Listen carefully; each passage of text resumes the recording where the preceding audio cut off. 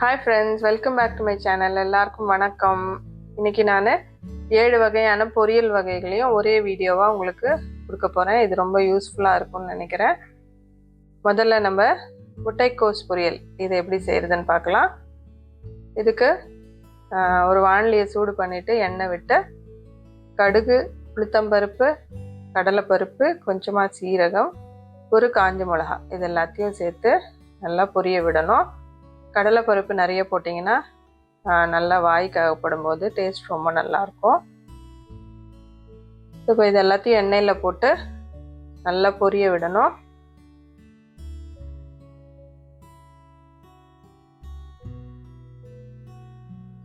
நல்லா பொரிஞ்சு பருப்பெல்லாம் நல்லா கலர் மாறின உடனே நம்ம பொடியாக ஒரு வெங்காயம், மீடியம் சைஸ் வெங்காயம் பொடியாக நறுக்கி போட்டுக்கணும். அதுக்கப்புறம் கருவேப்பிலையும் சேர்த்துக்கணும். இதை நல்லா வதக்கி விடணும். வெங்காயம் ஓரளவுக்கு கலர் மாறணும், நல்லா சாஃப்ட் ஆகணும், அந்த அளவுக்கு வதக்கி விட்ட போகிறோம். அதுக்கப்புறமா நம்ம முட்டைக்கோஸை சேர்த்துக்கலாம். நான் ஒரு 300 கிராம் அளவுக்கு இதில் சேர்த்துருக்கேன். இதை சேர்த்துட்டு நல்லா கலந்து விடணும்.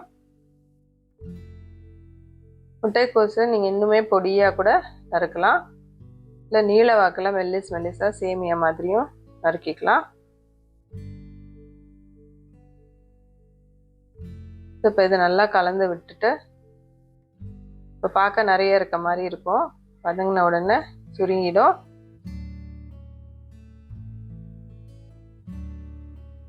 இந்த கோஸ் நல்லா வதங்கட்டும்.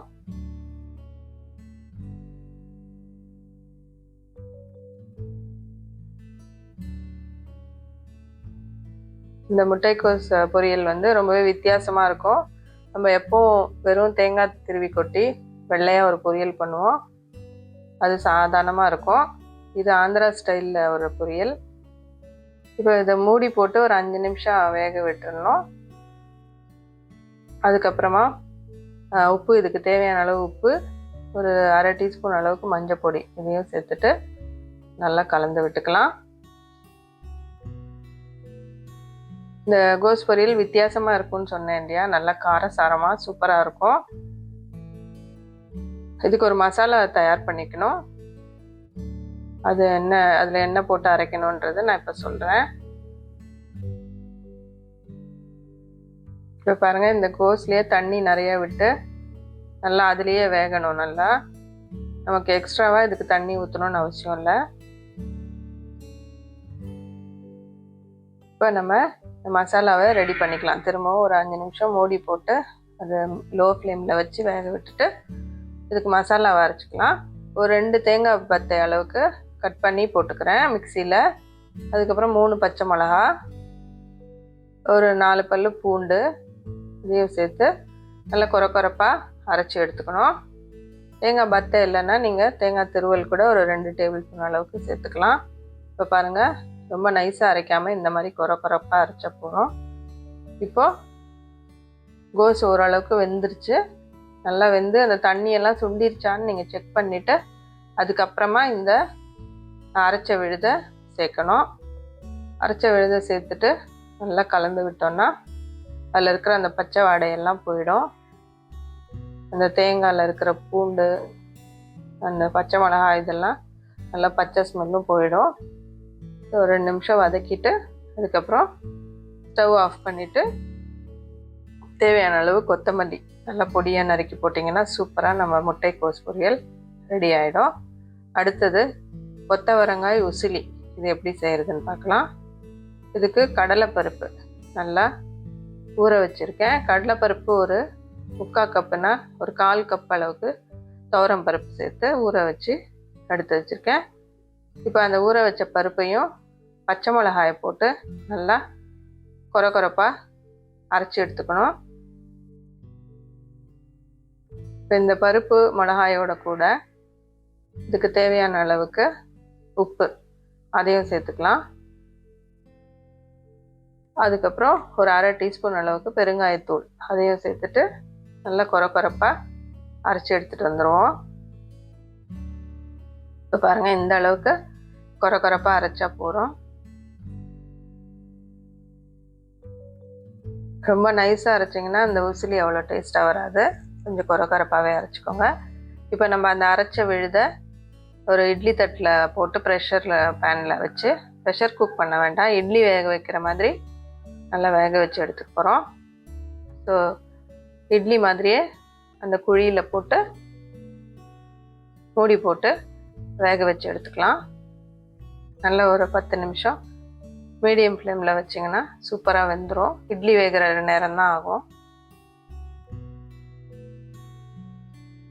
இப்போ பாருங்கள், நல்லா வெந்துட்டு சூப்பராக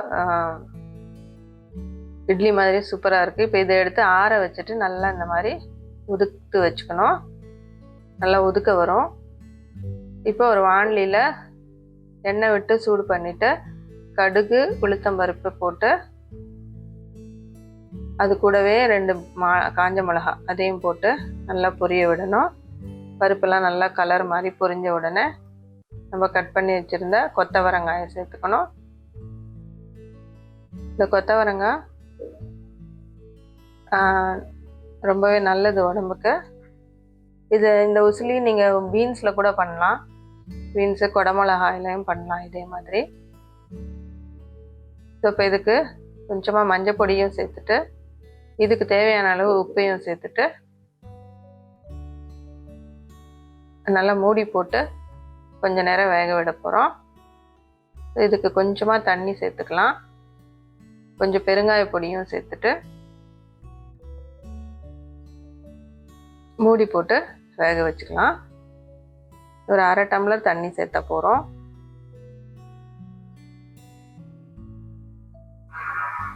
இது நல்லா கலந்து விட்டுட்டு மூடி போட்டுடுங்க.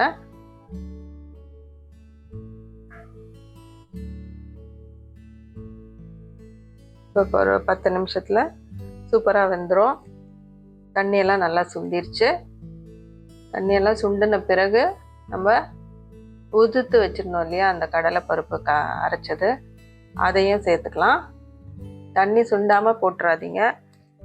தண்ணி சுண்டாமல் போட்டிங்கன்னா இந்த தண்ணியோடு சேர்ந்து அப்படியே களி மாதிரி ஆகிடும், உதிராக வராது. ஸோ தண்ணியெல்லாம் நல்லா சுண்டின பிறகு தான் நம்ம இந்த உதுத்த கடலை பருப்பையும் துவரம் பருப்பையும் அரைச்சிருந்தோம் இல்லையா அதை சேர்க்கணும்.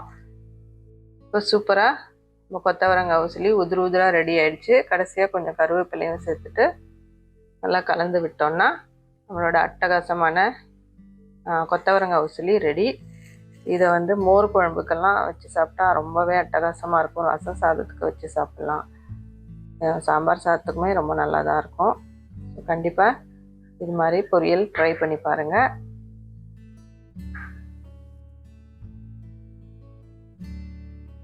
நம்மளுடைய அட்டகாசமான கொத்தவரங்காய் பொரியல் ரெடி.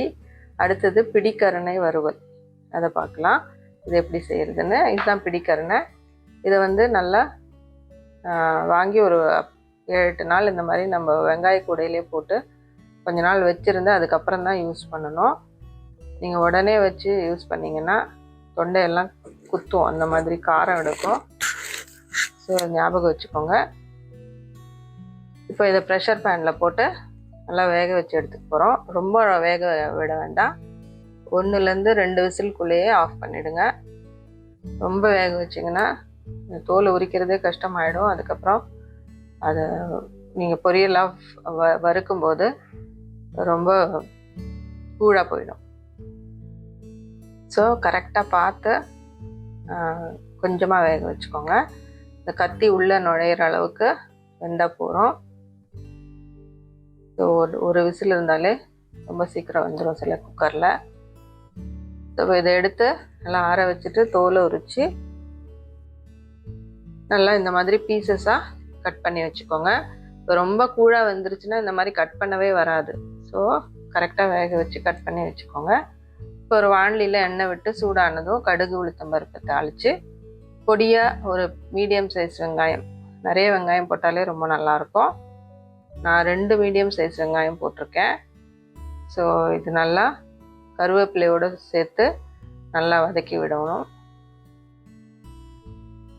நான் ஒரு நல்ல பெரிய சைஸ் வெங்காயம் பொடியாக கட் பண்ணி சேர்த்துருக்கேன். அதில் கருவேப்பிலையும் சேர்த்து நல்லா வதக்கி விடணும்.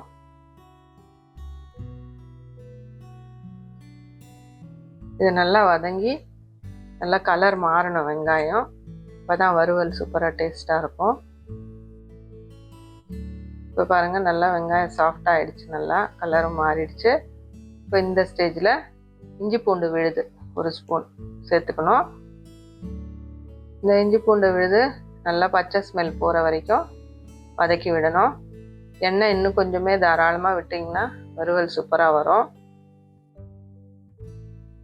இப்போ இந்த இஞ்சி பூண்டு விழுது எண்ணெயிலையும் நல்லா வதங்கிடுச்சு.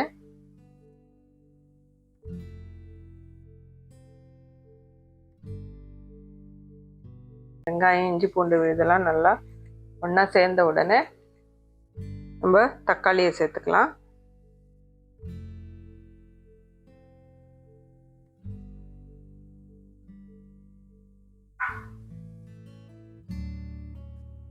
இப்போ தக்காளியும் நல்லா வதங்கட்டும்.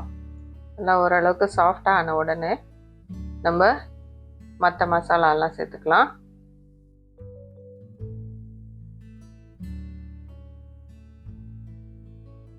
இப்போ பாருங்கள் இந்த தக்காளி வெங்காயம் இஞ்சி பூண்டு விழுது இதெல்லாம் சேர்ந்து நல்லா ஒன்றா சேர்ந்து வந்துடும். இப்போ பார்த்திங்களா இந்த அளவுக்கு நல்லா சேர்ந்து ஒரு தொக்கு மாதிரி கன்சிஸ்டன்சி வந்த உடனே நம்ம மிளகா பொடி, வெறும் மிளகாய் பொடி 1 டீஸ்பூன் சேர்த்துட்டு கூடவே 1 டீஸ்பூன் தனியா பொடி அதையும் சேர்த்துக்கலாம். சேர்த்துட்டு தேவையான அளவு உப்பு சேர்த்துக்கலாம்.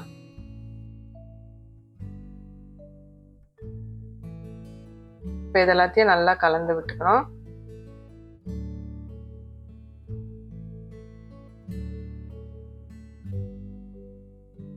இப்போ இதுக்கு மஞ்சள் பொடியும் போடணும்.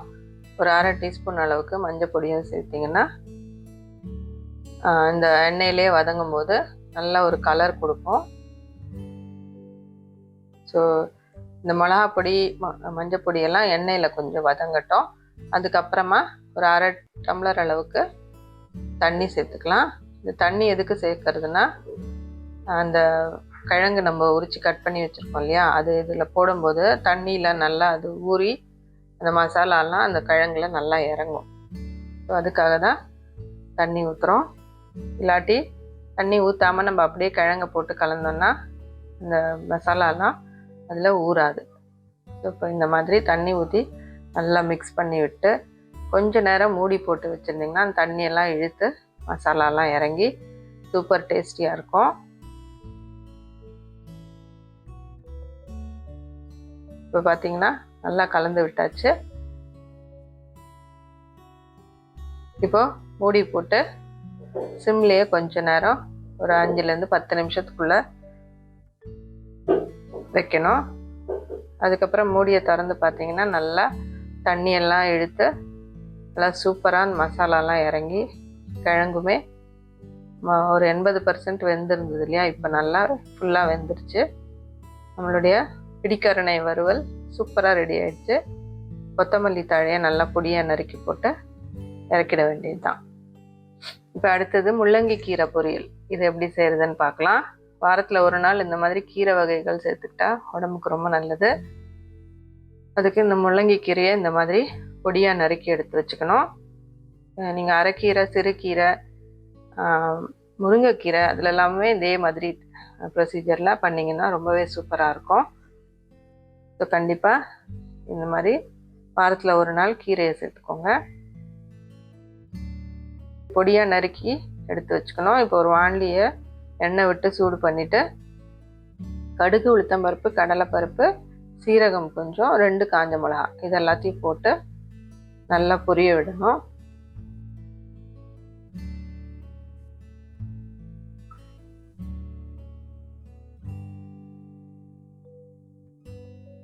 இதெல்லாம் நல்லா பொரிஞ்ச உடனே நல்லா படப்படன்னு பொரிஞ்சு பருப்பெல்லாம் நல்லா கலர் மாறின உடனே நம்ம ஒரு வெங்காயம், பெரிய சைஸ் வெங்காயம் நல்லா பொடியாக நறுக்கி போட்டுக்கணும்.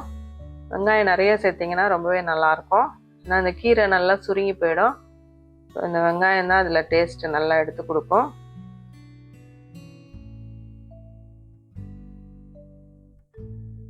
இப்போ இந்த வெங்காயத்தையும் நல்லா வதக்கி விட்டுக்கலாம். ரொம்ப ஓவராக ப்ரௌனாக வதங்கணுன்ட்டு இல்லை.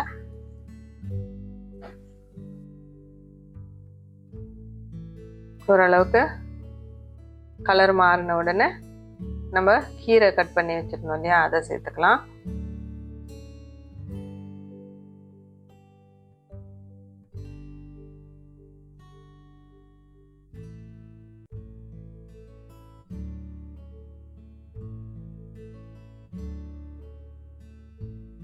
இப்போ இந்த ஸ்டேஜில் கீரையை சேர்த்துக்கலாம். கீரை நிறைய இருக்க மாதிரி இருக்கும், கொஞ்சம் வதங்கின உடனே அப்படியே சுருங்கி போயிடும். ஸோ நீங்கள் முதலையே கீரையை நிறைய இருக்கும்போதே நீங்கள் உப்பு போட்டிங்கன்னா அளவு தெரியாது. அது கொஞ்சம் வதங்கின பிறகு கடைசியாக தான் நம்ம உப்பு சேர்க்கணும்.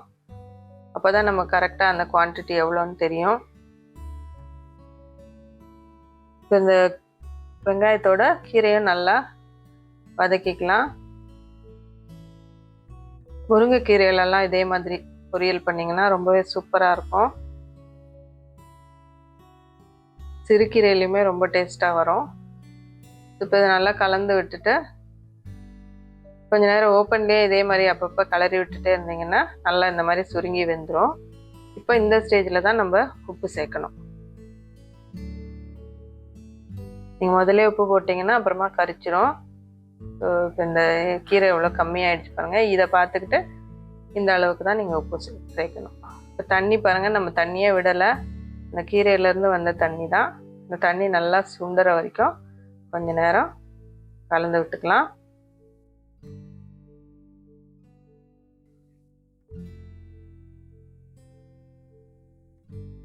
இப்போ பார்த்தீங்கன்னா நல்லா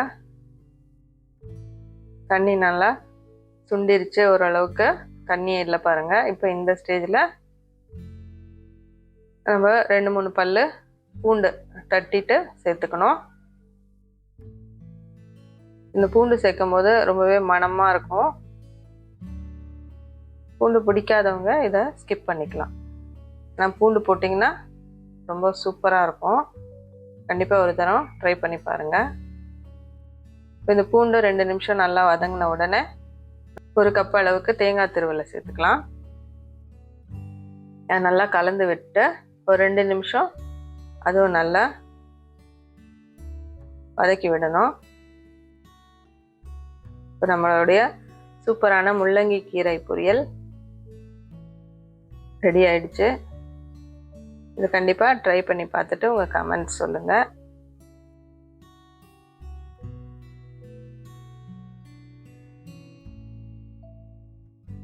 அடுத்தது ஒரு கூட்டு வகை தான் செய்ய போகிறோம். இது ஒரு நாள் வாரத்தில் ஒரு நாள் இந்த மாதிரி கூட்டு செஞ்சிங்கன்னா நல்லது. இப்போ இது வந்து நம்ம ஒரு 1 பாட்டாக செய்ய போகிறோம். டைரெக்டாக ப்ரெஷர் பேனில் கடுகு, உளுத்தம்பருப்பு, கொஞ்சமாக சோம்பு சேர்த்து பொரிய விடணும் எண்ணெயில். சோம்பு சேர்த்திங்கன்னா அது ஒரு டிஃப்ரெண்ட்டான டேஸ்ட்டாக இருக்கும். ட்ரை பண்ணி பாருங்கள். இப்போ இது நல்லா பொரிஞ்ச உடனே ஒரு மீடியம் சைஸ் வெங்காயம் பொடியாக நறுக்கி சேர்த்துக்கணும். அது கூடவே கருவேப்பிலையும் சேர்த்துட்டு அதுக்கப்புறம் தக்காளியும் சேர்த்துடலாம். எல்லாத்தையும் ஒன்றா சேர்த்துட்டு நல்லா வதக்கி விடணும். எப்போவுமே தாளிக்கும் போது லோ ஃப்ளேம் பண்ணிக்கோங்க, இல்லாட்டி டக்குன்னு தீஞ்சிரும். இப்போ இந்த வெங்காயம் தக்காளி இதெல்லாம் நல்லா வதங்கி ஒன்று சேர்ந்து வரணும். ரொம்ப அப்படியே தொக்கு மாதிரி ஆகணுன்ட்டு இல்லை, ஓரளவுக்கு தக்காளி சாஃப்டாக ஆகிற வரைக்கும் நல்லா வதக்கிக்கலாம். இன்னொரு டைப்பில் நம்ம அப்படியே எல்லாமே டைரெக்டாக அப்படியே குக்கரில் தாளிக்காமல் அப்படியே தண்ணியிலேயே பருப்பு, காய், வெங்காயம், தக்காளி எல்லாம் பச்சையாகவே போட்டு கூட செய்யலாம். இது ஒரு மெத்தடு. ஸோ இப்போ இதில் என்ன காய் இருக்கோ, நான் சொரக்காயில் கூட்டு பண்ணுறேன். நீங்கள் பூசணிக்காயிலையோ பீர்க்கங்காய், சௌச்சோ இந்த மாதிரி காயெல்லாம் போட்டு கூட இந்த மாதிரி கூட்டு செய்யலாம். இந்த சொரக்காயில் செஞ்சிங்கன்னா ரொம்பவே உடம்புக்கு நல்லது. வெய்ய காலத்துலலாம் ரொம்ப நல்லது. கிட்னிக்கெல்லாம் ரொம்ப நல்லது. யூரினரி இன்ஃபெக்ஷன்லாம் வராமல் பாதுகாக்கும்.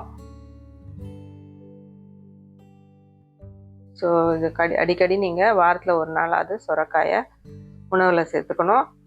இப்போ இந்த காயும் நல்லா வதக்கிட்டு அது மூழ்கிற அளவுக்கு தண்ணி சேர்த்துட்டு பைத்தம்பருப்பு ஒரு 1/2 கப்பும் அதாவது சிறுபருப்பு ஒரு 1/2 கப்பு, கடலைப்பருப்பு 1 டேபிள் ஸ்பூன் அளவுக்கு சேர்த்துட்டு நல்லா வாஷ் பண்ணிவிட்டு தண்ணியை எடுத்துட்டு இதில் சேர்த்துக்கலாம்.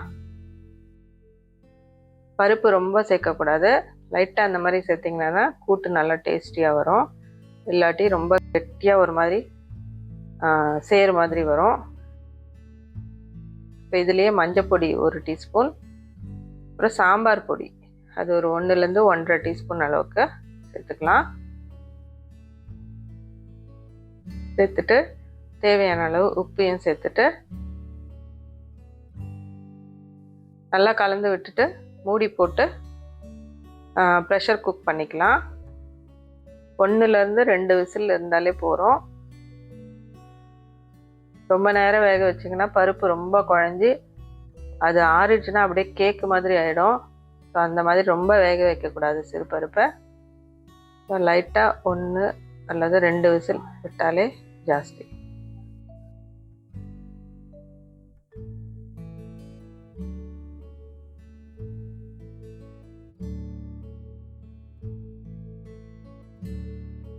இப்போ பாருங்கள் பருப்பு எப்படி வந்திருக்குன்னு பார்க்கலாம். பாருங்கள் நல்லா மலர்ந்து ரொம்ப குழையாமல் அதே சமயத்தில் வேகாமையும் இல்லை, கரெக்டாக வெந்திருக்கு பருப்பு. ஸோ இது நல்லா கொதிக்க விட்டுட்டு அதுலேயே கொஞ்சமாக பெருங்காய பொடியும் ஒரு 1/2 கப் அளவுக்கு தேங்காய் துருவல் அதையும் சேர்த்துட்டு நல்லா கலந்து விட்டுக்கலாம். தேங்காய் துருவல் போட்டால் ரொம்பவே டேஸ்டியாக இருக்கும் கூட்டு.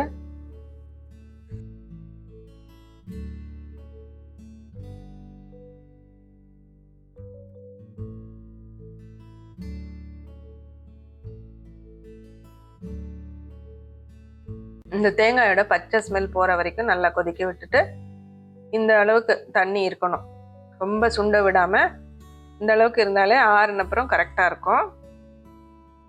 இந்த ஸ்டேஜில் ஸ்டவ் ஆஃப் பண்ணிவிட்டு பொடியாக நறுக்கின கொத்தமல்லியை தூவி நம்ம இறக்கிடலாம்.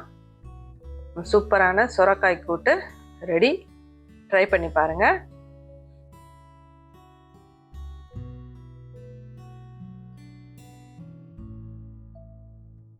இப்போ அடுத்தது கத்திரிக்காயை வச்சு ஒரு தவா ஃப்ரை செய்ய போகிறோம். கத்திரிக்காய் தவா ஃப்ரைக்கு நல்லா இந்த மாதிரி பெரிய சைஸ் கத்திரிக்காய் தான் தேவை. அது நல்லா இந்த மாதிரி ரவுண்ட் ரவுண்டாக கட் பண்ணி வச்சுக்கணும். ரொம்ப திக்காகவும் இல்லாமல் ரொம்ப தின்னாகவும் இல்லாமல் மீடியம் சைஸில் கட் பண்ணிக்கணும். இது கட் பண்ணுறது தான் ரொம்ப முக்கியம்.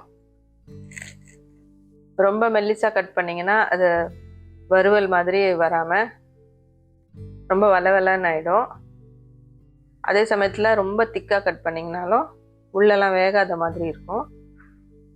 ஸோ கரெக்டான திக்னஸில் நீங்கள் கட் பண்ணி எடுத்துக்கணும்.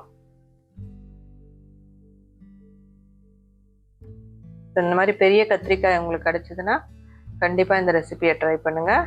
இந்த அளவுக்கு திக்னஸ்க்கு கட் பண்ணி வச்சுக்கோங்க. இதை வந்து தண்ணியில் போட்டு கொஞ்சம் உப்பு கலந்துடணும். தண்ணியில் கலந்துட்டு நல்லா மிக்ஸ் பண்ணி விட்டுட்டு ஊற வச்சிங்கன்னா அது கருக்காமல் இருக்கும். ஏன்னா நம்ம இப்போ இதுக்கு ஒரு மசாலா ரெடி பண்ண போகிறோம். அது வரைக்கும் அது கருக்காமல் இருக்கிறதுக்கு இந்த மாதிரி தண்ணியில் போட்டு உப்பு போட்டு வச்சிடணும்.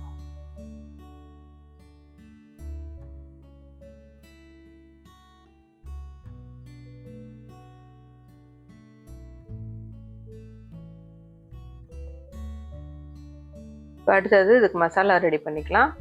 இதுக்கு 1 டீஸ்பூன் அளவுக்கு வெறும் மிளகாய்த்தூள், 1 டீஸ்பூன் அளவுக்கு தனியாத்தூள், 1 டீஸ்பூன் மஞ்சப்பொடி, 1 டீஸ்பூன் ஜீரகப்பொடி, 1 டீஸ்பூன் கரம் மசாலா, அதுக்கப்புறம் ஆம்ச்சூர் பவுடர் கொஞ்சமாக சேர்த்துக்கலாம். அப்புறம் உப்பு டேஸ்ட்டுக்கு, கடலை மாவு 2 டேபிள் ஸ்பூன், அரிசி மாவு 1 டேபிள் ஸ்பூன், இது எல்லாத்தையும் சேர்த்துட்டு நல்லா கலந்து விட்டுக்கலாம். இது நல்லா மிக்ஸ் ஆகணும். நல்லா ஒன்று சேர்ந்து நல்லா ஒரு மசாலா ரெடி பண்ணிக்கணும்.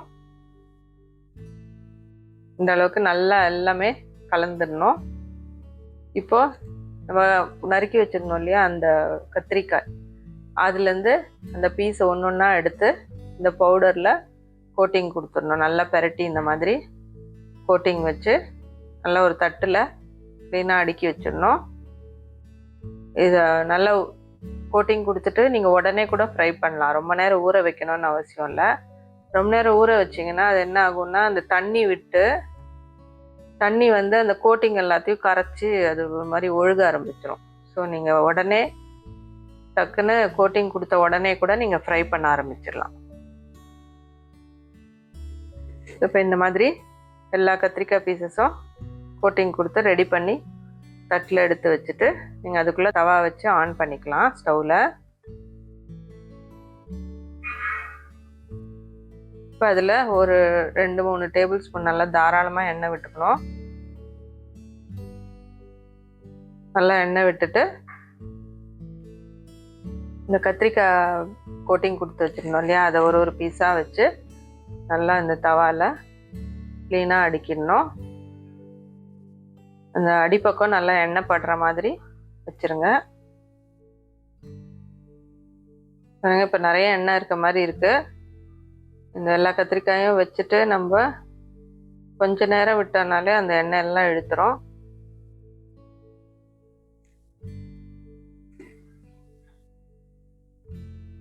ஃப்ளேம் வந்து கொஞ்சம் சிம்லேயே வச்சுக்கோங்க, ரொம்ப ஹை ஃப்ளேம்லாம் வைக்காதீங்க.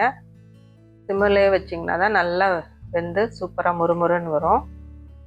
இப்போ மேலேயும் ஒரு 2-3 ட்ராப்ஸ் வர மாதிரி கத்திரிக்காய் மேலே எண்ணெய் தெளித்து விட்டுருங்க. இப்போ அதை திருப்பி போட்டு ரோஸ்ட் பண்ணிக்க வேண்டியதுதான். இப்போ பார்த்திங்களா, நம்ம இந்த மாதிரி ட்ரையாக கோட்டிங் கொடுத்ததுனால அந்த கோட்டிங்லாம் உடஞ்சி வராமல் சூப்பராக இருக்குது. இந்த பேஸ்ட் மாதிரி பண்ணி கோட்டிங் கொடுத்தீங்கன்னா அது அப்படியே தனியாக பேந்து வந்துடும். ஸோ இந்த மாதிரி பண்ணிங்கன்னா சூப்பராக வரும். ட்ரை பண்ணி பாருங்கள். இப்போ பாருங்கள், எண்ணெய் எல்லாம் இழுத்துருச்சு. அதே சமயத்தில் நல்லா ரோஸ்ட் ஆகி வருது. ஸோ இப்போ இன்னும் கொஞ்சம் தேவைன்னா எண்ணெய் இன்னும் கொஞ்சம் போட்டுக்கலாம். நீங்கள் அது நான்ஸ்டிக்கில் பண்ணிங்கன்னா இந்த எண்ணெய் ரொம்ப தேவைப்படாது உங்களுக்கு.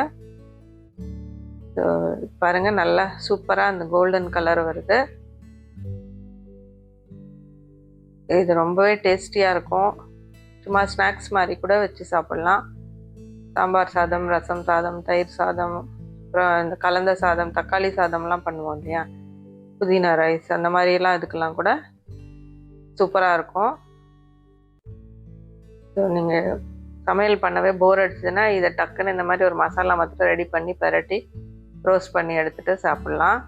சட்டுன்னு ரெடி ஆகிடும். ஸோ இந்த சூப்பரான பிரிஞ்சால் தவா ஃப்ரை இதை ட்ரை பண்ணி பாருங்கள். கண்டிப்பாக எல்லாருக்கும் பிடிக்கும். முக்கியமாக இது வந்து கத்திரிக்காய் நிறைய பேருக்கு பிடிக்காது. ஸோ அவங்களுக்கு கூட இந்த மாதிரி செஞ்சு கொடுத்தீங்கன்னா ரொம்பவே விரும்பி சாப்பிடுவாங்க. ஏன்னா கத்திரிக்காயில் நிறைய சத்துக்கள் இருக்குது, நிறைய அயன் இருக்குது. இந்த மாதிரி இன்ட்ரெஸ்டிங்கான ரெசிபியை கண்டிப்பாக செஞ்சு கொடுங்க. செஞ்சு பார்த்துட்டு உங்கள் கமெண்ட்ஸ் எனக்கு சொல்லுங்கள்.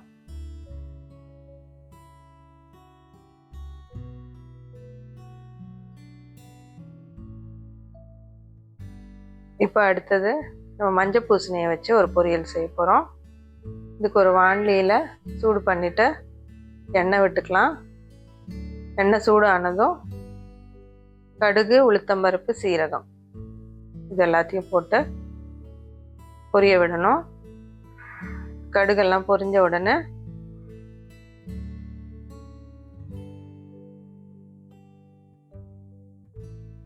பொடியாக நறுக்குன வெங்காயம், நல்ல ஒரு மீடியம் சைஸ் வெங்காயம் பொடியாக நறுக்கியிருக்கேன், அதை சேர்த்துட்டு ஒரு 4-5 பல்லு பூண்டு தட்டி சேர்த்துக்கலாம்.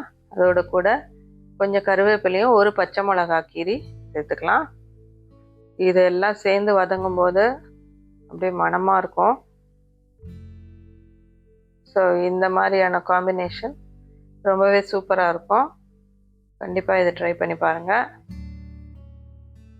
இப்போ இதெல்லாம் சேர்ந்து ஓரளவுக்கு வதங்கின உடனே நம்ம மஞ்சள் பூசணியை நல்லா பெரிய பெரிய சைஸாக இந்த மாதிரி கட் பண்ணி வச்சுக்கணும். ரொம்ப பொடியாக நறுக்குனிங்கன்னா ரொம்ப சீக்கிரம் கூழாயிடும். ஸோ இந்த மாதிரி பெரிய பெரிய பீசஸாக பண்ணிக்கணும். ஸோ இது தோல் தான் ரொம்ப திக்காக இருக்கும், தோல் சீவ தான் கஷ்டம். நான் உள்ளே இருக்கிற காய் வந்து ரொம்பவே சாஃப்டாக இருக்கும். ரொம்ப சீக்கிரம் வெந்துடும். ஸோ ரொம்ப நேரம் வேக விடாமல் கரெக்டாக வேக வச்சு நம்ம ஆஃப் பண்ணிடணும். இல்லாட்டி ரொம்ப அந்த காயோட ஷேப்பே தெரியாமல் அப்படியே கூழாயிடும்.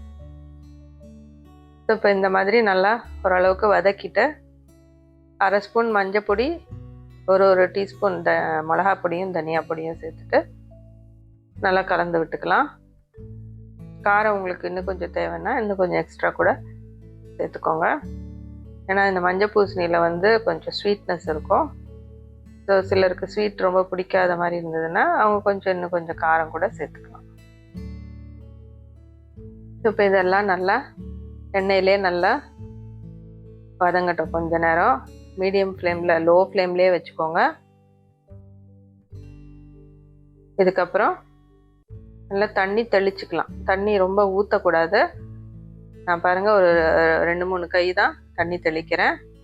இந்த அளவுக்கு தெளித்தாலே மூடி போட்டு வேக வைக்கும் போது சூப்பராக வெந்துடும். இப்போ தேவையான அளவு உப்பு சேர்த்துக்கலாம்.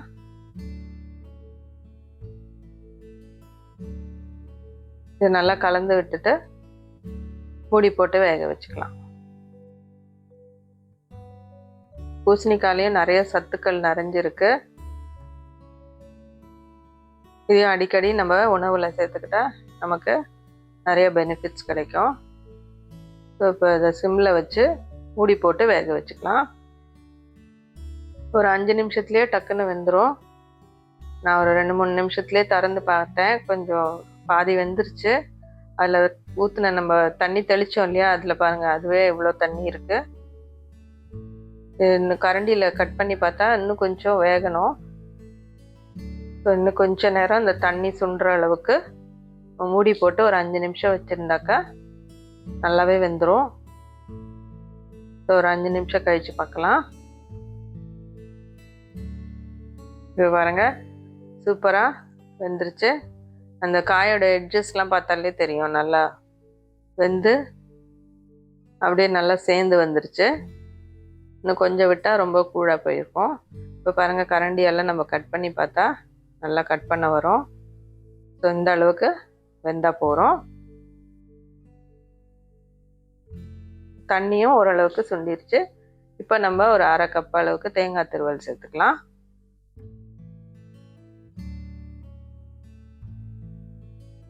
தேங்காயை சேர்த்துட்டு நல்லா கலந்து விட்டோம்னா நம்மளோட சூப்பரான மஞ்சள் பூசணி பொரியல் ரெடி ஆகிடும்.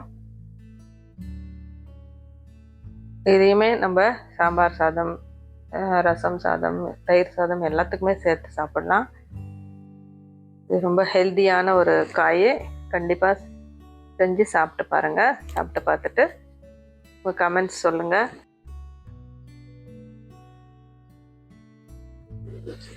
இந்த ரெசிபிஸ்லாம் உங்களுக்கு யூஸ்ஃபுல்லாக இருக்கும்னு நினைக்கிறேன்.